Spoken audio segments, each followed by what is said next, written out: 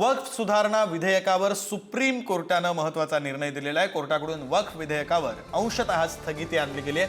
वक्फसाठी 5 वर्ष मुस्लिम असण्याच्या अटीवर बंदी घालण्यात आली। संपूर्ण कायदा रद्द करण्याला कोणताही आधार नाही। वक्फमध्ये 5 नाही तर 3 सदस्य बिगर मुस्लिम असावेत असं न्यायालयाने म्हटलं। तर नेमका काय निर्णय आहे आपण ग्राफिक्सच्या माध्यमातून काही मुद्दे समजून घेऊया। वक्फ कायद्यावर अंशतः स्थगिती आणली गेली आहे।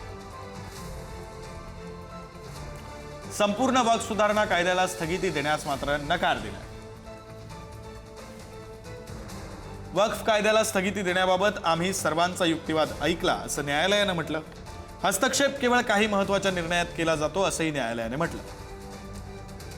कायद्याच्या संपूर्ण तरतुदींना स्थगिती देण्याचा कोणताही मुद्दा नाही असं न्यायालयाने स्पष्ट केलं। तथापि काही कलमांना संरक्षणाची आवश्यकता आहे असं सुद्धा न्यायालयाने नमूद केलं। काही कलमांवर विचार केला जाईल असंही न्यायालयाने म्हटलंय। सरकार जोपर्यंत स्पष्ट नियम बनवत नाही तोपर्यंत ही तरतूद लागू होणार नाही असंही न्यायालयानं यावेळी म्हटलेलं आहे। कोणत्या तरतुदींना स्थगिती देण्यात आली तर बिगर मुस्लिम सदस्य वक्फ बोर्डात असतील यावर स्थगिती, वक्फच्या संपत्तीबाबत कलेक्टरच्या अधिकारांवर स्थगिती आणण्यात आली। कलम 3R म्हणजे वक्फ बोर्डाचे सदस्य होण्यासाठी 5 वर्ष इस्लामचं पालन केलं पाहिजे यावरही स्थगिती आणली गेली। यूज़र जो ड्रैकोनियन लॉ है जिसमें आप उन मतलब जो प्रॉपर्टी आप जिस प्रॉपर्टी में आप हो वो प्रॉपर्टी आपका हो ना हो फिर भी आप वक्फ को वो दे सकते हो। ये वाला जो बहुत इम्पॉर्टेंट सेक्शन को वो स्टे कर रखे हैं। That I think this is a very admirable and very foreseen judgement जो हम एक्सपेक्ट भी कर रहे थे कि इसी तरफ का जजमेंट आएगा।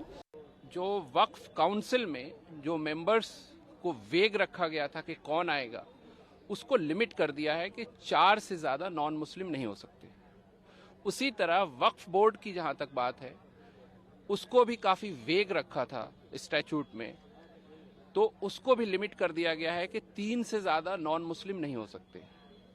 कलेक्टर का जो पावर था 3C में प्रोवाइजो जोड़कर कि जब तक वो प्रॉपर्टी डिसाइड नहीं हो जाती तब तक वो वक्फ नहीं मानी जाएगी और रेवेन्यू रिकॉर्ड में उसकी एंट्री नॉन वक्फ कर दी जाएगी, उसको कोर्ट ने क्लियरली स्टे कर दिया है।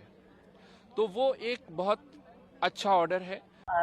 जेव्हा संसदेचं ते बिल आलं होतं तेव्हाच आम्ही त्याचा विरोध केला होता आणि पूर्णपणे इंडिया अलायन्सनी पूर्ण ताकदीने म्हणजे जेव्हा ती जॉईंट पार्लमेंटरी कमिटी केली होती त्या जॉईंट पार्लमेंटरी कमिटीमध्येही खूप भांडणं झाली, कारण का विरोधी पक्षाचं कोणी काय ऐकूनच घेतलं नाही।